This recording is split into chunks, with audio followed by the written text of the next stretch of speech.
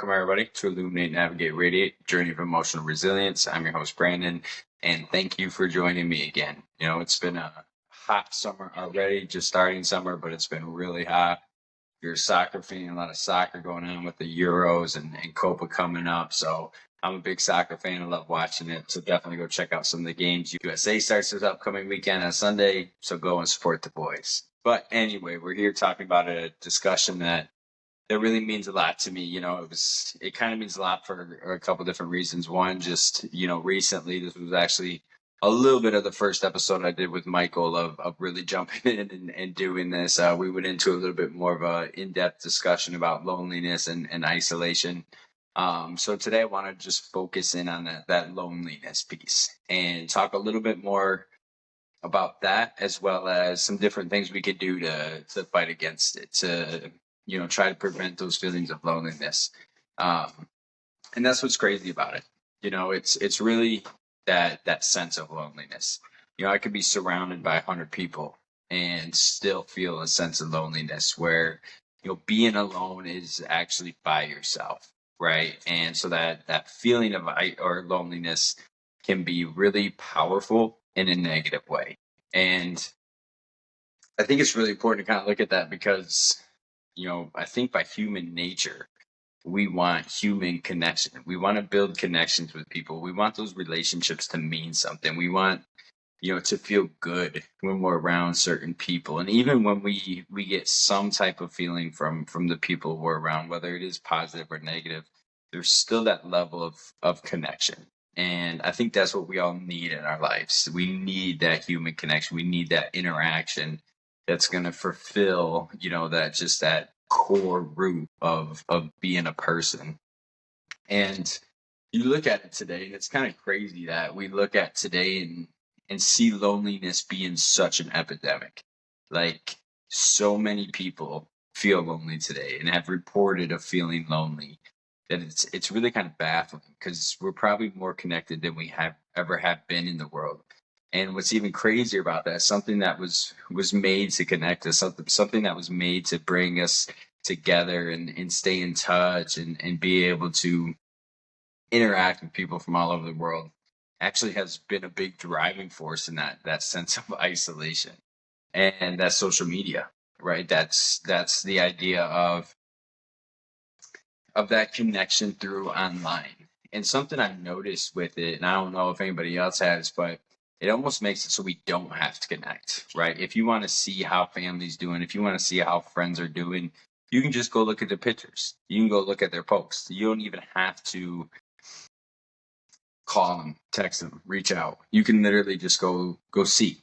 And you don't even have to interact with them. You don't have to say, send a message, send a letter, any of that stuff. I remember being real young, and I lived in Georgia. My cousins lived in Michigan, and we'd write letters to each other. It would take 4 or 5 days to get to the other person, but it was really intentional effort, even at a young age, of trying to stay connected and have a conversation. You go back and read some of those letters, they don't make sense, or there's some funny little lines in there, but we made an effort. We made that effort to connect, and even with some of those cousins I wrote those letters with, we don't connect like that anymore.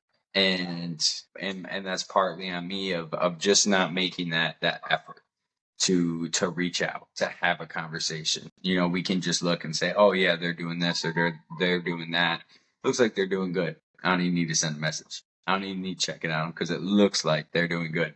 So, social media has taken away that ability to connect on a human level and more than a surface level, right? Because that's what a lot of it is we're seeing these surface level things of how people are doing. And yeah, some people put statuses or posts or whatever of what they're going through and everything, but you still get that conversation, that interaction. And so it's just kind of crazy to me that something that was made for social interaction is actually a big driving force behind these feelings of loneliness and behind us feeling more isolated, right? Because we want to be in our own world, and we do that through our phone. We don't have to interact with people. We don't have to connect with people. Anything we want, anything we need, we got our head down and we're in it. And it's sad. but it's something that's just part of our life now. And the other thing about it is individualism, and that to me is the saddest part of loneliness, and how that drive for what is best for me, what is better for me, as opposed to what is best for the collective, the community, the people around me. And sometimes you have to make a sacrifice, right? Sometimes that thing that's best for you is not best for the rest of the people around you. But we're in this world, we're in this mindset that's getting cultivated and created in everybody, that you only look after yourself, and you only look after your ideas, and you only look after your mindset. And that ability to make a sacrifice for other people is becoming less and less. That ability to make a sacrifice for somebody you don't even know is just gone. Like, we can't sacrifice anything if we don't know that person. But it's driven the sense of that mentality of me or nobody. And instead of this world is full of so many people from so many different places, and that live off so many different styles of life, that you have to have that. You have to have that sacrifice. You have to have that ability to. You have to sacrifice some things in life that is better for your community, is better for those around you. And if we don't do that, we're just going to continue to isolate ourselves. It's going to become more of just people that see everything the same way as us. And then once we get isolated in that little bubble, then we're even then going to find parts to pick apart. We're going to find ideas to pick apart, and we're going to become isolated a little bit more, and then a little bit more, and then we're going to be by ourselves, because we're lacking that ability to look out for other people, to connect to other people, to look past some of the different ideas or topics, or certain phrases or words or whatever. We lack the ability to kind of look past that and look at each other as humans, and instead we see them as one thing or another. And right away, it doesn't matter anything else about that person. If I want to label them a specific word, or I want to label them or group them into a specific ideology, I'm done. That's their whole persona, that's their whole belief system, that's their whole person. I know what they are based off of one thing. And that just creates small, isolated bubbles. And then once you get in that small, isolated bubble, you isolate even more. Well, that person doesn't go take this idea as far as me, so they don't actually believe it. Or that person doesn't want to do the same things I do, so I'm not going to spend any time with that person. And so we just continue to put ourselves in a lonelier spot until we get there and we don't know what to do. Because loneliness is a really powerful thing. And we think about it as a feeling, but through studies, they've even shown that loneliness is just as bad as smoking 15 cigarettes a day. Smoking cigarettes, maybe more so vaping now, but smoking cigarettes is getting phased out, because we see the health risk, right? We see what it does to people. Now imagine if there was all those commercials, all those ads, all those warnings about loneliness. If you do these things, if you create these sections of loneliness, if you isolate yourself more, and you cut more and more people out of your life for the smallest of reasons, and you become more lonely and lonelier and lonelier, that puts you at a higher risk of dying early. That puts you at, I think it's like a 30% increased chance of premature death, just off of that feeling of loneliness, and that greater sense of, I don't feel a connection to anything. I don't feel a connection to the people around me. I don't feel a connection to my family anymore. I don't feel a connection to my community, my state, my country, my world. And that's what the issue is we lose those connections, and we bring ourselves into more and more loneliness. And we have to find ways to fight back against that. We have to find ways to combat that. We have to find ways to go against that. And there's a lot of different ways we do it. There's some small things we can do every day to kind of work on that sense of loneliness, or that feelings of loneliness, as well as just some overall life changes that we can make, And making sure we're actually connecting with somebody every day. And yeah, I kind of mentioned that the social media technology part about it. But if we just use that to look at it, right, and look at it and compare, or look at it and say, oh, that's what that person's doing, or that's what that person's doing, I don't need to talk to them. That's where it hurts us. But if we actually use it in a way of reaching out, starting a conversation, getting a phone call, doing a FaceTime, any of that stuff, then we can use it for those positive things. Then we can use it to actually feel that connection with people. And especially when we don't talk to people for a long time. I know, doing this with Michael a little bit, we hadn't talked in a long time. And we use social media to kind of reconnect. And it was just a really awesome feeling. It was a really good feeling to get with somebody I hadn't talked to in 10, 15 years, and start building that relationship again, start connecting with them again. And when we use it for those reasons and we use it in that way, that's where we can build that sense of connection with somebody far away. We can use social media to help us through those tough moments. Another way of doing that is, finding some clubs, some sports, some hobbies, finding some things that you can join and you can get involved in that are going to put you around other people. I've coached soccer for many years. It's actually the first year in a long time I'm not coaching. I started coaching and getting into that more so when I got clean, and that's what I always saw. I always saw that in sport. I always saw that in specifically soccer, because that's what I was involved with for so long. But going through the things I went through, battling addiction and depression and anxiety, I never felt better than when I was on a soccer field. That was really my safe haven. That was where everything else was just gone. All my other problems, all my other thoughts, all my negative feelings. And I literally just felt safe, felt calm. I felt at home. And that's what a soccer field gave to me. And it always gave me that sense of hope. I always felt that while I was using, I was so in love with the sport. I wanted to get back to it.